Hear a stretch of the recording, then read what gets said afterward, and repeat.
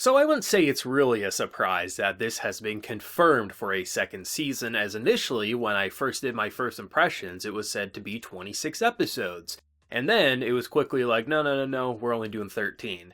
I think what probably happened was there was always a plan to do a 2-cour, but quickly into the production they realized that if we did 26 episodes or 24 episodes back to back, the quality was not going to hold up. And it's probably a good thing they decided that, because with coronavirus going around and just limiting a lot of production, could you imagine what the second cour would have looked like had we not had the time to properly pace it and things like that? Because for me, if you look at the TV version of Magia Record compared to the TV version of the original Madoka Magica, this show is a step above. The Blu-ray of Madoka is gorgeous, don't get me wrong, but there was a lot more shortcomings than what was seen in the Magia Record anime. So, I mean, I'm glad to wait. I'm glad to wait a year. I'm glad to wait however long they want us to wait for that second season. I mean, Shaft has a new Magical Girl anime coming out pretty soon, so I imagine we're probably going to wait a couple of seasons, maybe even a full year, before that second season, but I am incredibly excited for it, I have to say. I loved my time with this, and I'd have to say, honestly, that fight with Mami was probably top 3, top 5 fights for me of Madoka Magica across all the projects that the anime has seen. Some people may say, yeah, it was a fun fight, it was pretty flashy, but what was so special that you would rank it that highly? For me, not only is Mami my favorite Madoka Magica character, she's someone who got just really screwed over very soon into the series, but I thought in terms of abilities and just her personality, I always found her to be the most compelling, and we never really got to see as much Mami action as I really wanted to see. And combined with like this dopal effect and just kind of all the weird twisting and turnings of the rules that we've come to know and expect with Madoka Magica, to have her just pretty much use unlimited gun works, that not only was a visual treat, it was just interesting to see what Mami could have been. Obviously not exactly like this because of what's happening with the rule set in this city, but at the same time, it's just that what could have been had she not suffered that episode 3 fate. It's interesting though for sure, because Mami is one of the most tragic characters, honestly. Removing just what happens to her, just what happened before, and just what she wanted to do all this time to save magical girls, it's no surprise she basically joined a cult and kind of got brainwashed to the point that she lost total control. But it's interesting how, when we get Sayaka in this episode, just the dialogue between the two, she was completely oblivious to what the hell Mami was saying, and I'm curious because I know this project, it takes place in one of the realities where Madoka was trying to basically save magical girls, right? You know, we have Homura who's trying to just jump around time to save Madoka and basically not have everything go to shit.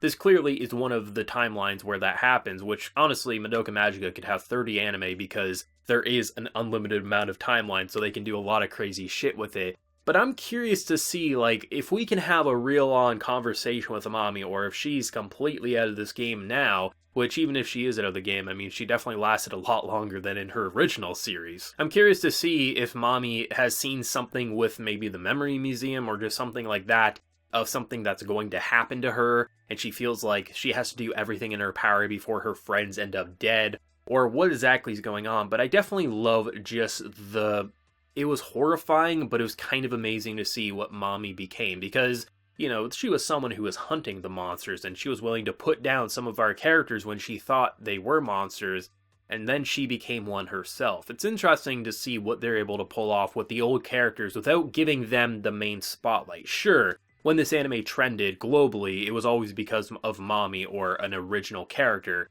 But for me, watching this show, it was never that the old characters were the best part, but rather, the old characters aided to this, and yes, it really was just Mami up until Sayaka kind of popped up in this anime. But still, it's nice to say that I love seeing them, and I love seeing, like, what could be if they took a different path in life and they didn't end up in a horrible fate. But for me, honestly, like, characters like Nanami are why I love it so much. If I had to pick a favorite character, it's honestly Nanami in this show, because she's someone who is scared of losing people, and it's always interesting to see what the wish will be for people, and for her, survival, basically just surviving another day, that is something that is like, oh god.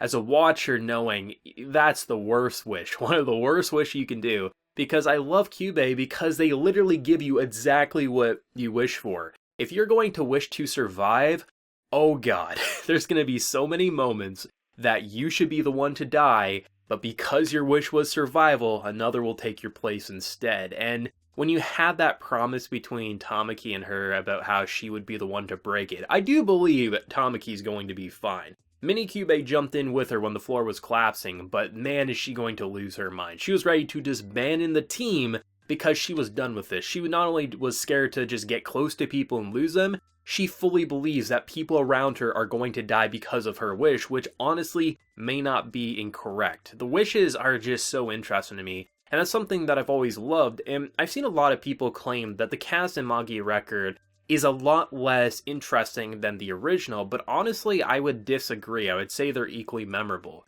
Obviously I have my favorites and personal preferences for sure, like I love Mami more than I love Nanami, but I love Nanami in this cast and pretty much everyone in terms of what they've had to deal with.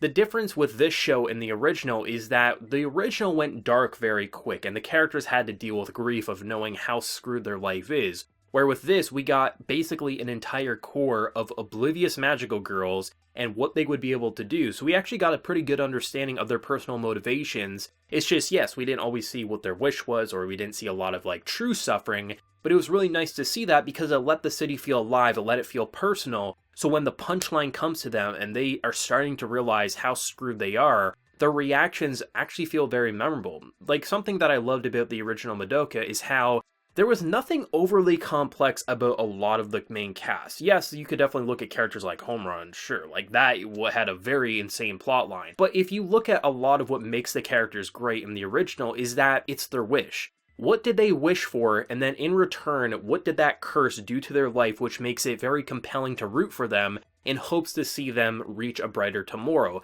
And it's the same thing here, it's just we get basically an entire core before shit goes completely haywire, so we get 10 episodes more or less of not so insane hair pulling, but rather seeing, oh, I get your personality, you're not going insane, so I get to see who you are, and it makes learning what your wish is and seeing your reactions to what your life truly represents all the more devastating and painful, which is why I think I love this battle so much, because it comes right after the punchline for them of learning what magical girls are, as you see a cult saying, hey, you know, I created this system, your soul gem will never go cloudy because you can basically harness this insane power, as basically people who are trying to escape are getting basically circled to say, hey, you're never gonna leave a cult. You just don't trust anything in this series. You get a logical fuzzball who is saying, hey, I will grant you whatever you wish for, but here are my conditions, and because humans are like, oh, a wish? We're not going to read the fine print. How many times you hit I accept when you have to read a terms of service? It's basically that, but a million times worse. No one reads it, and then you get trapped even though nothing was lied to, you agreed to it, and then you have a cult who has basically brainwashed lovable characters who have suffered so much because they just want to escape the suffering and they have no hope in hell unless they have a magical cult who has created a system that completely bends and breaks expectations 100%. This show is amazing. I loved watching it. I loved reviewing it. And I am so excited. Honestly, the second season might be one of my most anticipated sequels in the next year. I'm going to assume a year at most, but honestly, I don't expect it to be a split core. I expect 6 months to a year is when we're going to see season 2, and honestly, I hope they take as long as they need, because for me, this project not only looked great, it functioned like an anime first and foremost. I never felt like I was watching a game. At certain points, sure, the mechanics of like the dopals and things like that, yeah, you can say that's a game mechanic, but at the same time, it felt so natural in an anime medium that you're looking at magical girls with transformations, special weapons, and abilities. It's not insane to see this kind of like linking up with people, combining your powers and things like that. So for me, it never felt like a game, which honestly, it is getting better in the anime medium. There's definitely more and more anime that are feeling like, yeah, it's adapted from a game, but you feel like you're watching an anime. But there's only a select few that have really kind of transcended into being like, holy shit, you respected the game, at least I'm going off of what people have told me, but you clearly adapted and changed it to make it fit for the medium in question. I saw it with Fate Grand Order Babylonia, I saw it with Magia Record. It just feels like we're getting into a new age of, yeah, it definitely helps if you have a more popular name, for sure, but I'm hoping to see more and more because it just, there's so long that if I saw Game as its adaptation, I'd stay the hell away from it because it would just feel like a cash grab. But we're getting into a territory where I'm looking at the term game for your adaptation source the same way I'm looking at a manga or light novel, and that's a pretty fun feeling, I have to say. This was a great show for me. I loved it. I definitely want more of it. The characters were interesting enough to me, and the more we're learning about their wishes and why they're acting a certain way, the more I love them, the same way I love the original cast of characters. But of course, that's just my opinion. But as always, let me know your thoughts and opinions on either this episode, the season as a whole, and how excited are you for season 2 whenever we do get it. Do let me know. Be sure to like the video if you did enjoy, and remember to hit that subscribe button if you happen new around here. So until next time, everyone, please take care and have a good one.